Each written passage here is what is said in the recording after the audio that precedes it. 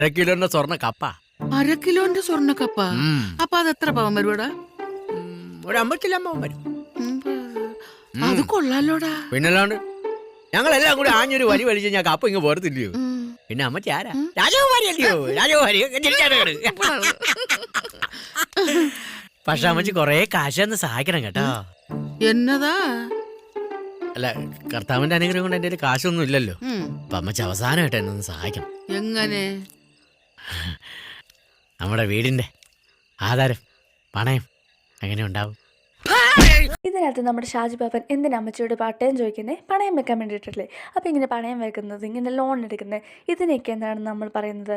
Liability എന്നാണ് പറയുന്നത്. അതായത് ഒരു കമ്പനിക്ക് ഏതെങ്കിലും ഒരാളോട് ഒരു ഒബ്ലിഗേഷൻ ഉണ്ടാവുക, അതായത് അയാളുടെ അടുത്ത് നമ്മൾ എന്തെങ്കിലും കടപ്പെട്ടിരിക്കുക, തിരിച്ച് പൈസ കൊടുക്കുക, അങ്ങനത്തെ കാര്യങ്ങളൊക്കെയാണ് നമ്മൾ എന്തെന്ന് പറയുന്നത്? ലൈബിലിറ്റി എന്ന് പറയുന്നത്. ഈ അസറ്റിൻ്റെ നേരെ ഓപ്പോസിറ്റ് കൂട്ടിയാട്ടോ ലൈബിലിറ്റി എന്ന് പറയുന്നത്. ലൈബിലിറ്റിക്കകത്ത് എന്തൊക്കെ ഉൾപ്പെടും? റെൻറ്റ് പേ ചെയ്യുന്നത്, സാലറി പേ ചെയ്യുന്നത്, അക്കൗണ്ട്സ് പേ ചെയ്യുന്നത്, ലോൺ എടുക്കുന്നത്, അങ്ങനത്തെ കാര്യങ്ങളൊക്കെ ലൈബിലിറ്റി ആണ് കേട്ടോ. ഇതിൽ നമ്മുടെ ഷാജി പാപ്പൻ എന്ത് ചെയ്യുന്നത്? അമ്മച്ചിയുടെ വീടിൻ്റെ ആധാരം സോപ്പിട്ട് ചോദിക്കുക. അപ്പോൾ ഈ വീടിൻ്റെ ആധാരം എന്ന് പറയുന്നത് എന്താ? ശരിക്കും ഒരു അസറ്റാണ്. അപ്പോൾ ഈ അസറ്റ് എന്ന് പറഞ്ഞിട്ടുണ്ടെങ്കിൽ എന്താ? ഒരു ഓർഗനൈസേഷനോ ഇൻഡിവിജ്വൽസിനോ ഓൺ ചെയ്യുന്ന ഒരു സാധനം. അതിനൊരു ഇക്കണോമിക് വാല്യൂ ഉണ്ടാവും. ഇല്ലെങ്കിൽ അത് പിന്നീട് നമുക്ക് ക്യാഷായിട്ട് കൺവേർട്ട് ചെയ്യാൻ പറ്റും. ഇങ്ങനെയുള്ള സാധനത്തിനാണ് നമ്മൾ എന്തെന്ന് പറയുന്നത്? അസറ്റ് എന്ന് പറയുന്നത്. പ്രതീക്ഷിക്കുന്നില്ലല്ലോ, അതല്ലോ ഇവിടെ തന്നെ വന്നത് ഞാൻ. പാപ്പ ആധാരം വേണം പോട്ടെ, വടംവലിയല്ലേ നമുക്ക് പ്രധാനം. ഐശ്വര്യമായിട്ട് കാശ് പിടിച്ചോളി. നീ മേടിക്കാൻ പാടില്ല. കൃത്യസമയത്ത് തന്നെ തിരിച്ചടയ്ക്കാൻ പറ്റണം. ഒരിക്കലും തിരിച്ചെടുക്കാൻ പറ്റാൻ ഞാൻ മതിയായി. ഇതിൽ നമ്മുടെ ഷാജി പാപ്പൻ മേടിക്കുന്ന 2 ലക്ഷം രൂപ ഉണ്ടോ? അത് ശരിക്കും ലൈബിലിറ്റിയാണ്.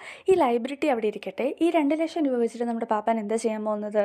നമ്മുടെ ടൂർണമെൻറ്റിന് വേണ്ടിയിട്ട് റെഡി ആവാനുള്ള ഫുഡ്, പൈസ, ട്രാവലിംഗ് എക്സ്പെൻസസ്, അങ്ങനത്തെ കാര്യങ്ങൾക്ക് വേണ്ടിയിട്ട് യൂസ് ചെയ്യുന്നത്. അപ്പോൾ അത് ശരിക്കും എന്താ? ക്യാപിറ്റലായിട്ട് നമുക്ക് ട്രീറ്റ് ചെയ്യാം. അപ്പോൾ ഈ ക്യാപിറ്റൽ എന്ന് പറഞ്ഞിട്ടുണ്ടെങ്കിൽ എന്താ? ഒരു ബിസിനസ് റൺ ചെയ്യുന്ന സമയത്ത് തുടങ്ങുന്ന സ്റ്റേജിൽ നമ്മുടെ ഓണർ ഇൻവെസ്റ്റ് ചെയ്യുന്ന ആ ഫണ്ടിനെ നമ്മൾ പറയുന്ന പേരാണ് ക്യാപിറ്റൽ.